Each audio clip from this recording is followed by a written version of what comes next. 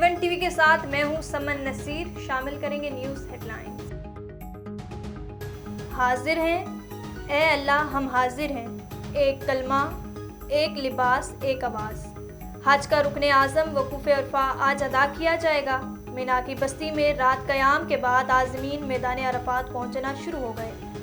शेख माखिर बिन हमद मस्जिद निमरा में खुतबा हज देंगे। नमाज ज़ोहर और असर एक साथ अदा की जाएगी।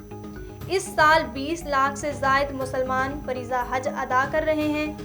1,59,000 पाकिस्तानी भी शामिल हैं। वज़ीर आज़म की बड़ी ईद पर आवाम को बड़ी ईदी। पेट्रोल 10 रुपये 20 पैसे सस्ता। पेट्रोल की नई कीमत 258 रुपये 16 पैसे हो गई। हाई स्पीड डीजल के नर्ख 2 रुपये 33 पैसे कम होकर 267 रुपये 89 पैसे फी लीटर हो गए।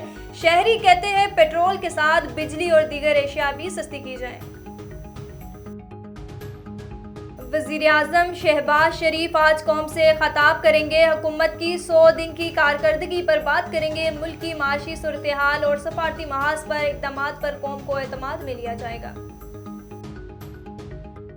सागड़ में ऊंट की टांग काटने का वाकया, बाअसर जमींदार को बचाने के लिए पुलिस का हरबा। पर्चा दर्ज ना करवाने पर दबाव डाला जा रहा है। मुतासरीन का इल्जाम, पुलिस ने अपनी मदीयत में मुकदमा दर्ज कर लिया।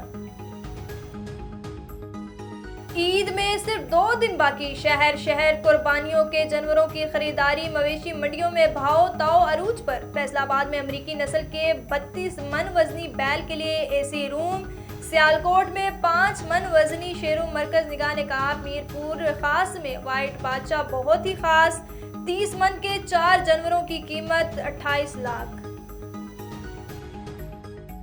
न्यूज़ स्टूडियो से फिल वक्त इतना ही। मज़ीद खबरों और अपडेट के लिए देखते रहिए A1 टीवी। A1 टीवी, सब पे नजर, अंदर की खबर।